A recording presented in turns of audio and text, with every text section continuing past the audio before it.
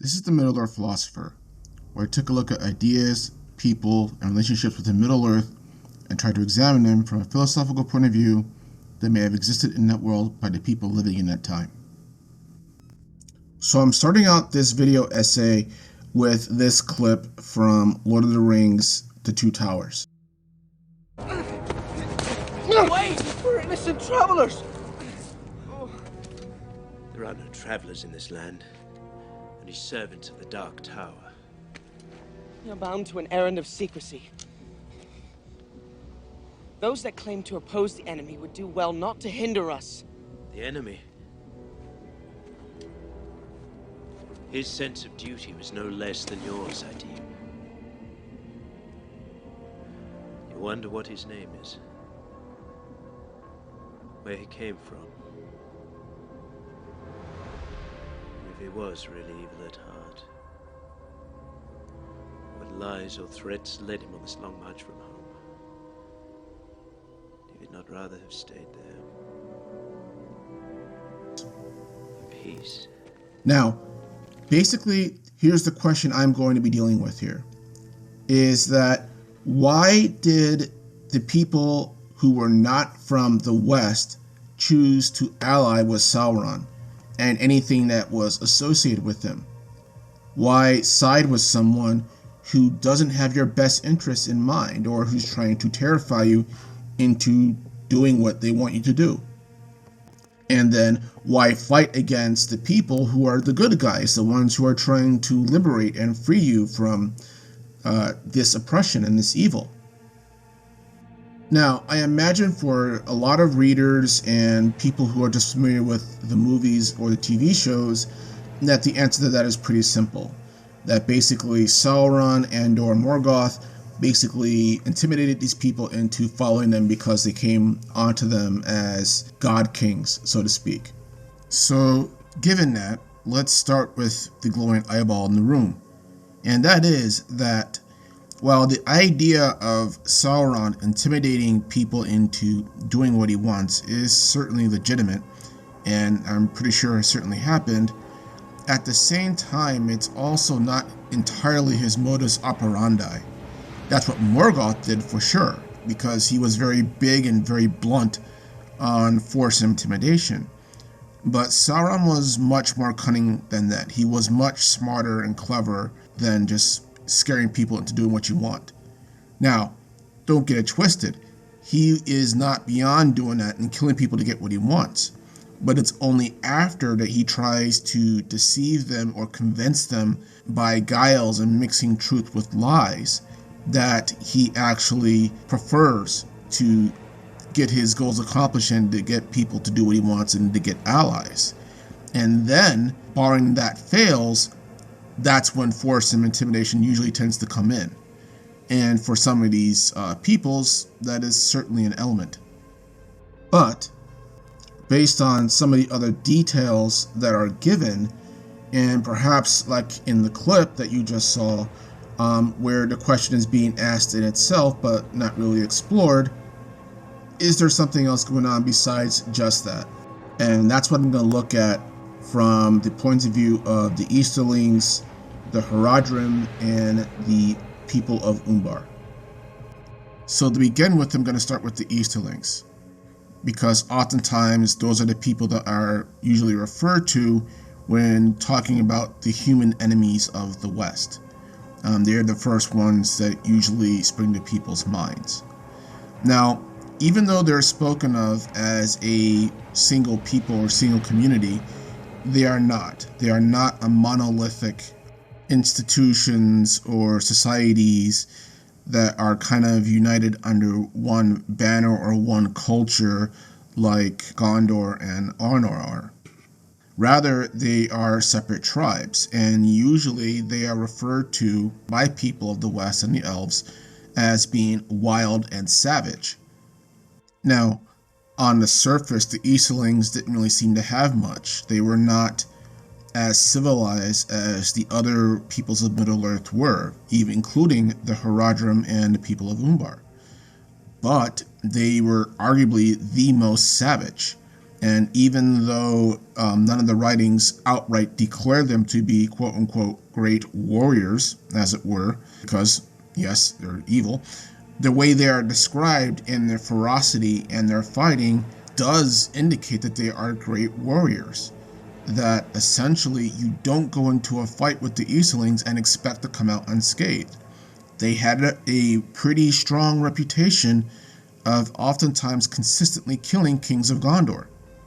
And not only that, it is reported that they were very cruel and just a very hard people.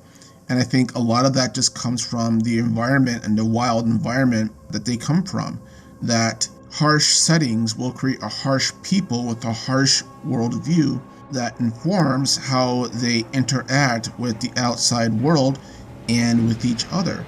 And it is said that as violent as they were with Gondor and their wars with them, they were just as violent among themselves as well. So it wasn't like this was an isolated thing.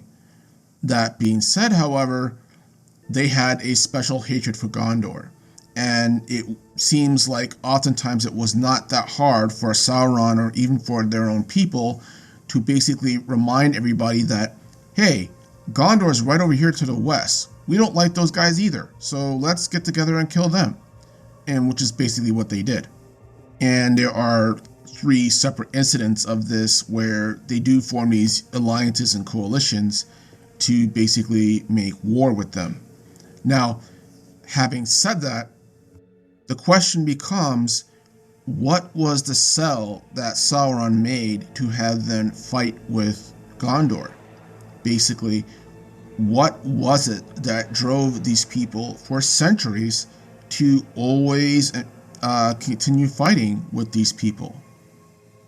And I think based on their behavior on the battlefield, you can probably deduce a philosophy behind that. Primarily being that they are poor, they're wild and they're savage. So they don't have any, understandably, institutions or organizations or anything like that from which to form their society around. They're primarily tribal and they fought amongst themselves if given a chance. So, therefore, when I read the stories about how they are looting the battlefield and plundering the peoples there and taking their homes and territories as slaves and whatnot, what that tells me is that chances are Sauron promised them riches and resources that they otherwise didn't have access to or didn't have the education to create themselves. And maybe that lack of education was Sauron's doing as well, keeping them not so advanced that they would become a threat to him like Numenor did, but at the same time advanced enough that they could still pose a threat. And like I said earlier, a threat that they were, because they can be very innovative as well, such as the Wainriders using chariot warfare, which is something that Gondor had not seen before and was used to kind of kick their ass kind of thoroughly for quite a while.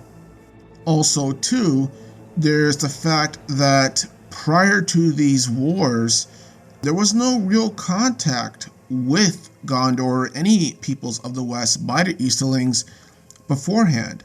So the only real contact that they had pretty much was arguably the Blue Wizards, if they informed any of them in their mission over there, but definitely with Sauron. And chances are Sauron is not saying good things about them. Yes, he's coming over as a god king and probably is using amount of power and intimidation because of the fact that he is dealing with tribes that primarily rely on force and strength to establish themselves. But again, at the same time, if you're going to convince someone to keep going to war for centuries, then you need more than just power and intimidation. You need some kind of reward that makes it worth their while, so to speak. And because the Easterlings had no contact with Gondor other than through conflict beforehand, all they know about them is what Sauron is telling them.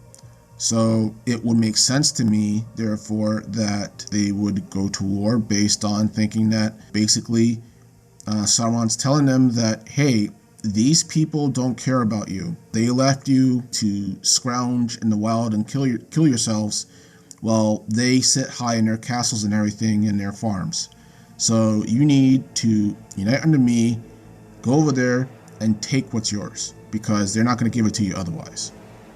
I can very easily see Sauron giving that kind of motivational speech or whatever to get the Easterlings to do what he wants. So now this brings us to the haradrim, people of the south who lived in the area known as Harad. And these people are very different from the Easterlings for various reasons. They share pretty much two things in common.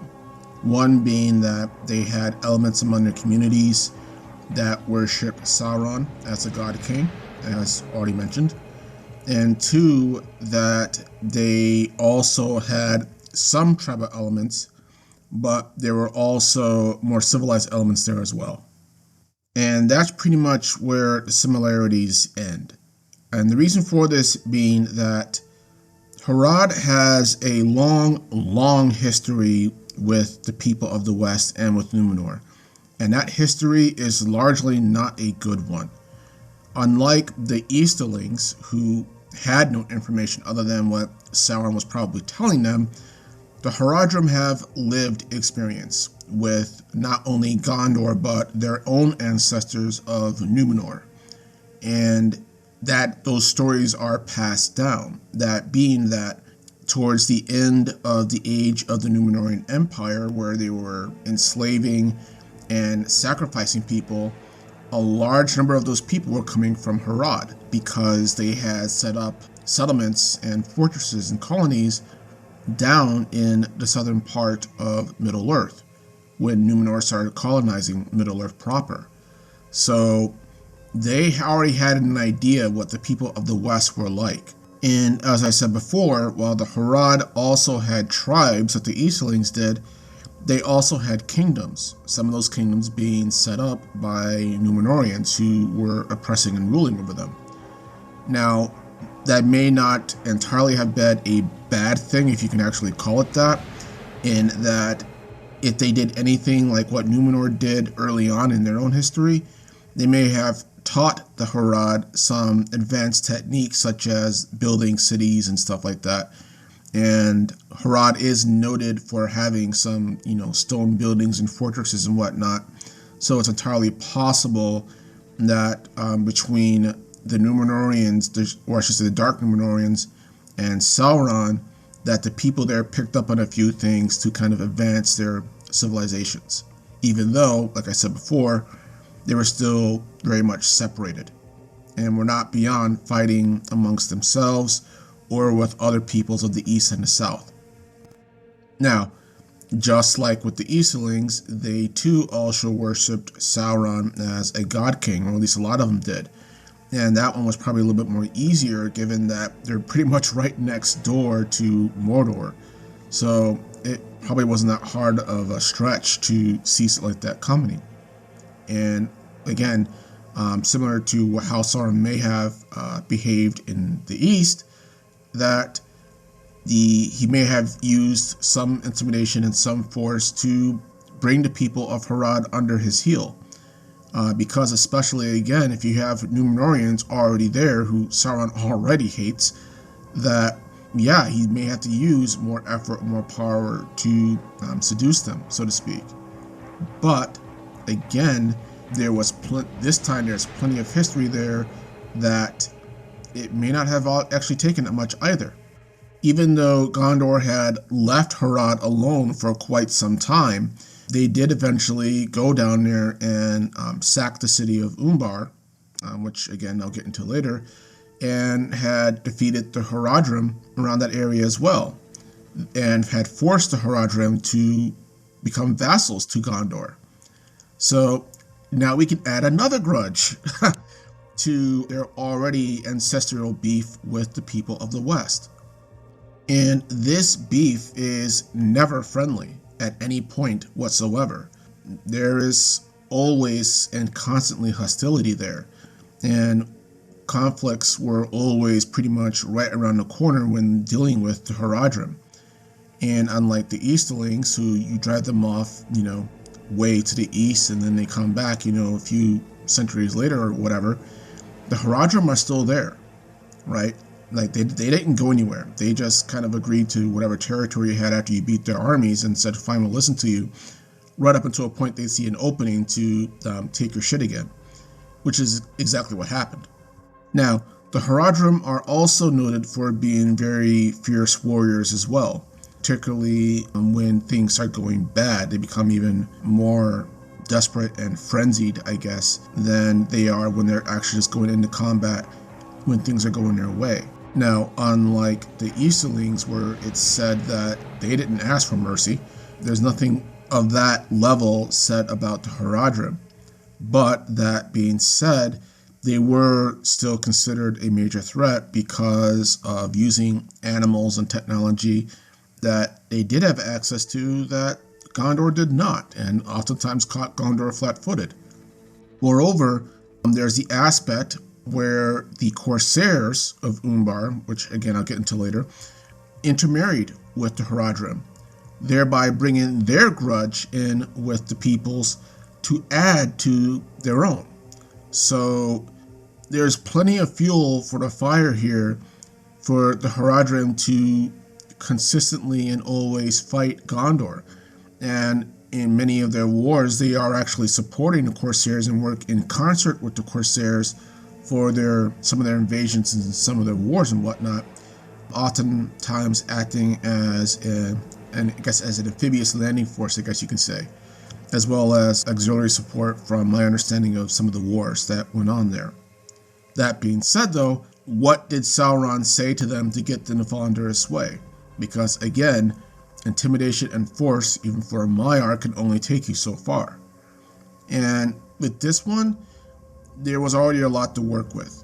Basically, that chances are Sauron reminded the haradrim, like he does with the Noldor elves when he's seducing them during the Second Age, about their history with Numenor, and that Gondor is now the new representation of Numenor. They are the new Numenor, and arguably at that point they pretty much were the new Numenor, because they were building an empire that was the closest that any of their descendants got to replicating that glory from the Second Age. So that wasn't a lie. And then the fact that Gondor had already gone to war with them after leaving them alone for some time, and then forced them to become vassals, and that they have to send their children up to Gondor as captives, that is not going to sow good seeds for a relationship and gives Sauron, who's already a genius at deceiving people, plenty of ammunition for him to use to get the haradrim to side with him.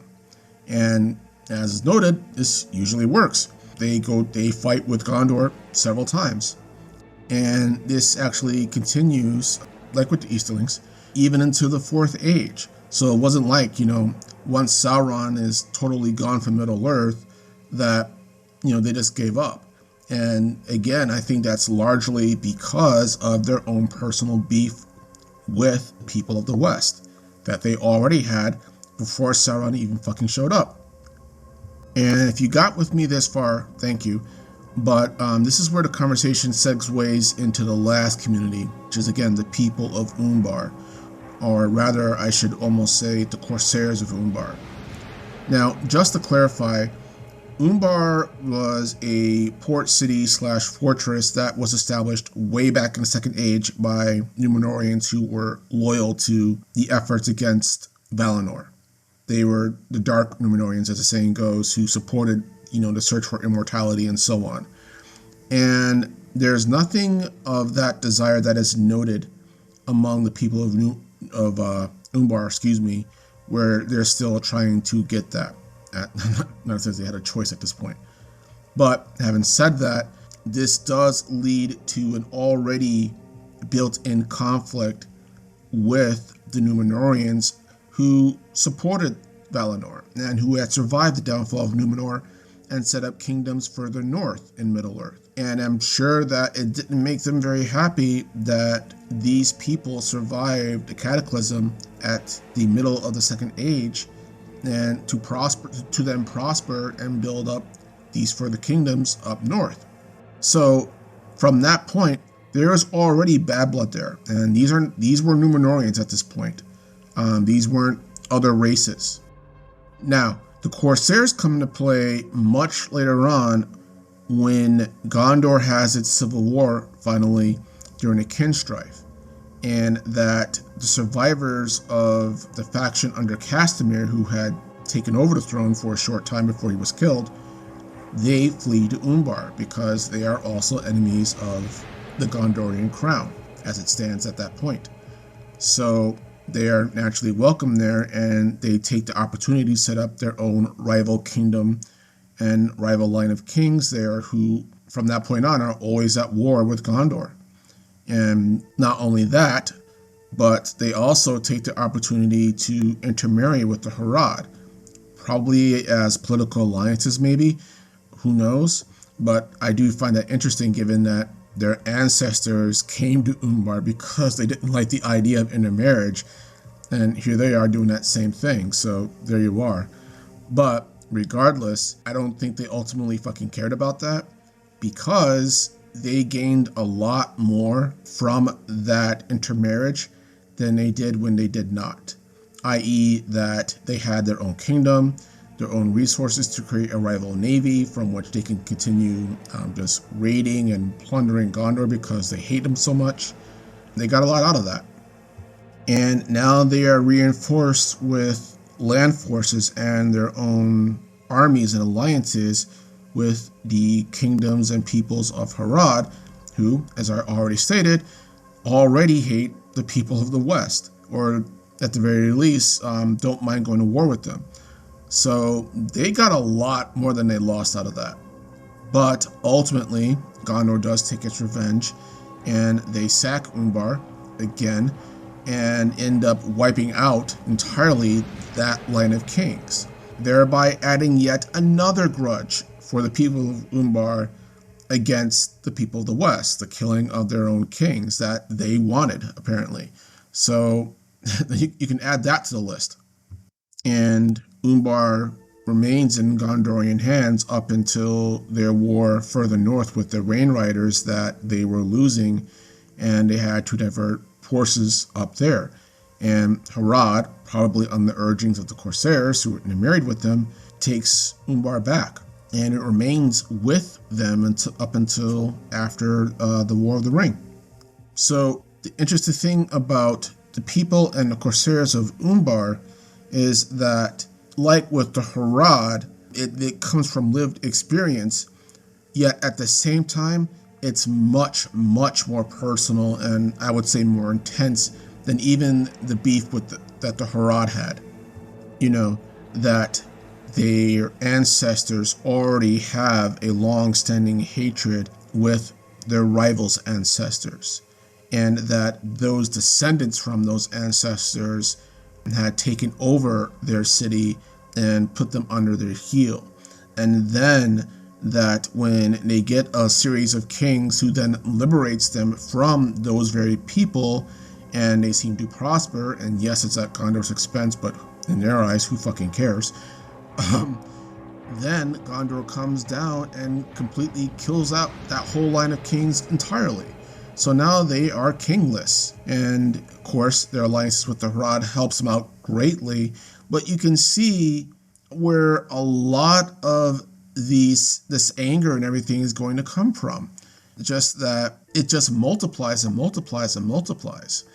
And it's no wonder that, you know, Sauron got them to work under him to go to war with Gondor. I would argue it probably didn't really take that fucking much to do it, because the groundwork was already there. I mean, hell, all Sauron pretty much had to do was just say, hey, the enemy of your enemy is my friend, and these people are my enemies, so that makes us friends, as well as, yes, I'm a god king, but we can work together on this. So as far as they're concerned, Sauron is the better end of the deal, even if he is evil, and I'm not sure if they actually saw him as evil, because he is profiting them. And by nature, you don't consider someone or something that is giving you something or helping you prosper as an enemy, even if there is a hint of force behind it. So, all that to say, could Gondor have put itself in a better position to prevent some of these enemies from becoming enemies of theirs, or at the very least, not as severe enemies. Because, while the Blue Wizards did do their part, and it's said that if it hadn't been for them, then Gondor would have been completely screwed during the return of the king, that there were still enough of them that they are still almost completely screwed. Okay? So the question becomes, could Gondor have helped themselves out and, improved relations between them and these other peoples? And truthfully, that's a dicey question because, number one, you're dealing with tribes of people, not a single government or king or what have you for the most part. And number two, and arguably the biggest point, as I started at the beginning of this video, Sauron is the god king of many of these people. So he already has a big head start on them in the first place. And the Gondorians weren't even aware of him until much, much later. And by that point, it was pretty much too late to really do anything about that. Also, too, even if they could have dealt with Sauron's influence, there's just the aspect of Gondor's arrogance, honestly. And it's a little bit weird kind of calling the good guys arrogant and evil and what have you. But I think in the eyes of especially the haradrim, but a lot of these peoples, that Gondor was evil, or at the very least was a bigger evil than Sauron was. They had a low-key prejudice for people who were not of Numenor, or at the very least were not closely related to them like the middlemen were. That's the people of Ravanian and Rohan, by the way. They were empire builders and were doing it at the expense of a lot of other peoples, at least towards the south and east. And one wonders if that the reason why they weren't called evil is because they weren't expanding west and north, so that they are going to war with Arnor or with the elves of Rivendell in Lindon, or oppressing the hobbits or whatever the case may be. I wonder if that's a big reason why they weren't necessarily referred to as evil, because they're doing it to somebody else and people that you barely know anything about. And that, in fact, with the exception of Umbar, that the only person who knows anything about these people in detail really is Sauron. So that just leaves such a huge opening there that, yeah, these peoples may have been cruel, they may have been oppressive, they may have been acting on the behest of evil, but going back to the question that Faramir poses in the clip, were they evil at heart, and what lies or threats may have led them there? Well, sorry Faramir, but not a lot. Just based on that history, they don't like you very much, and they have very good reason not to like you very much, and that's kind of the unfortunate truth of it, and is something that Aragorn, when he becomes king, does seem to rectify in the Fourth Age. Of course, after he fights with them, but it does say that he lets a lot of the easterlings go and has forgiven them, and that Umbar seems to be a threat, and things with Harad seem to be fine during his reign. So somehow Aragorn learned something about how not to treat people that Gondor probably should have learned. So either way, that's my thoughts on what the points of view of the enemies of Gondor had as to why they kept fighting with them. Thank you for your time, and thank you for, if you got this far in the video, that you stayed this long.